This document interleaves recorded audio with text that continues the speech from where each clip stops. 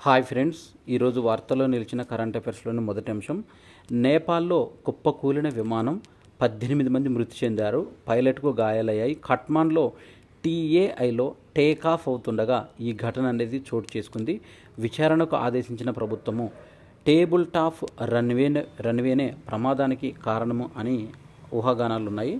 దీంట్లో కట్మాండ్ ఎయిర్పోర్ట్లో టేకాఫ్ అయిన కొన్ని సెకండ్లకే కూలిన విమానం, 18 మంది మృతి చెందారు, పైలట్కు తీవ్ర గాయాలయ్యాయి.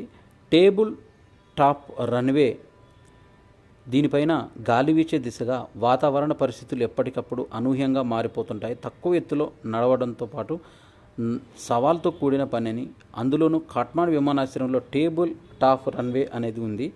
అంటే రన్వే దాడికి ఏమాత్రం ముందుకు వెళ్ళినా లోయలో పడే ప్రమాదం అనేది ఉంది.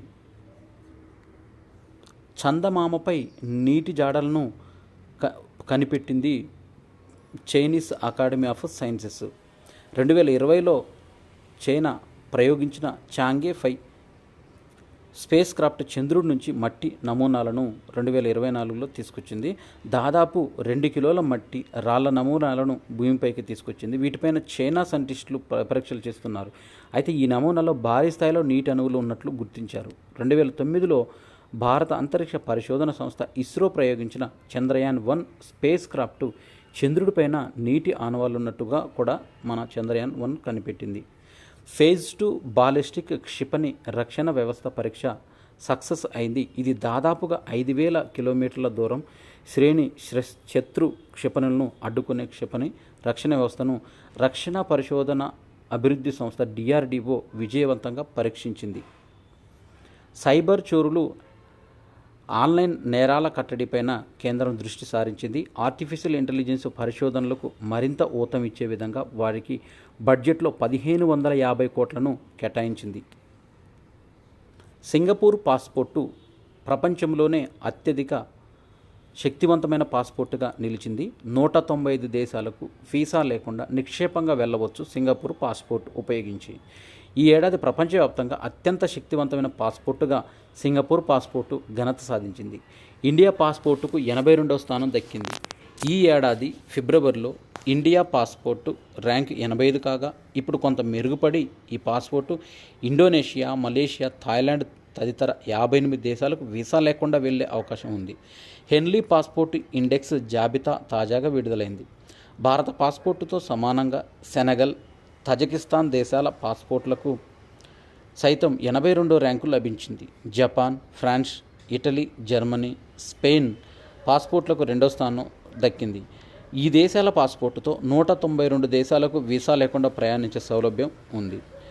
Austria, Finland, Ireland, Luxembourg, Netherland, దక్షిణ కొరియా, స్వీడన్ పాస్పోర్ట్లకు 3వ ర్యాంకు సొంతమైంది. ఈ పాస్పోర్ట్లో 191 దేశాలకు వీసా లేకుండా ప్రయాణం సాగించవచ్చు. భారత రైల్వే భద్రతకు బడ్జెట్లో పెద్దపీట వేశారు. దీంట్లో రైలు ప్రమాదాలను నివారించే ఆటోమేటిక్ ట్రైన్ ప్రొటెక్షన్ ATP వ్యవస్థను కవచ్కు తాజాగా బడ్జెట్లో 1,112 కోట్లు కేటాయించారు. కవచ్ ఇప్పటిదాకా 1,215 కోట్లు ఖర్చు చేసినట్లు కేంద్ర రైల్వే శాఖ మంత్రి అశ్విని వైష్ణవ్ తెలిపారు. అంతర్జాతీయ ఒలింపిక్ కమిటీ IOC సభ్యురాలుగా రిలయన్స్ ఫౌండేషన్ చైర్మన్ నీతా అంబానీ మళ్లీ ఎంపికయ్యారు. బుధవారం ప్యారిస్లో జరిగిన ఇంటర్నేషనల్ ఒలింపిక్ కమిటీ 142వ సెషన్లో నీతా ఏకగ్రీవంగా ఎన్నికయ్యారు. 2016 రియో ఒలింపిక్స్ సందర్భంగా తొలిసారిగా నీతాకు ఇంటర్నేషనల్ ఒలింపిక్ కమిటీలో సభ్యత్వం తొలిసారిగా లభించింది.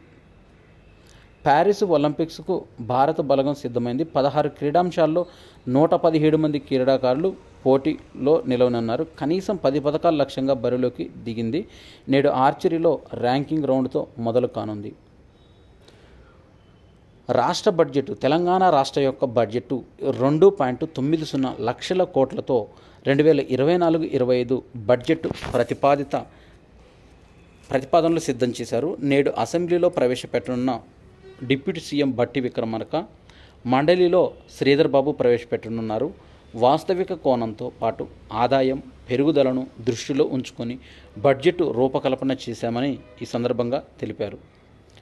దీనిలో అన్ని పద్దులు కీలకమే అంటూ 64,000 కోట్లు వ్యవసాయ అనుబంధ రంగాలకు, సాగునీటి శాఖకు 26 నుంచి 28,000 కోట్లు, విద్యాశాఖకు 21,000 కోట్లు, గ్రామీణాభివృద్ధికి 45,000 కోట్లు, సంక్షేమ శాఖలకు 40,000 కోట్లు, మున్సిపల్ శాఖకు 12,000 కోట్లు ప్రతిపాదించే అవకాశాలు దీంట్లో కనిపిస్తున్నాయి. తెలంగాణకు రైల్వే కేటాయింపులు 5,336 కోట్లను కేటాయించారు.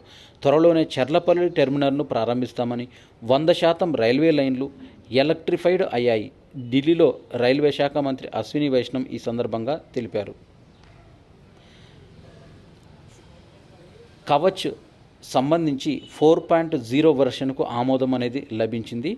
దీంట్లో చర్లపల్లి టెర్మినల్ను త్వరలో ప్రారంభిస్తామని చెప్పారు. నగర ప్రజలకు కీలకమైన ఎంఎంటీఎస్ 2వ దశకు సంబంధించి మిగిలిన పనులను రైల్వే శాఖ సొంత నిధులతో పూర్తి చేస్తుంది.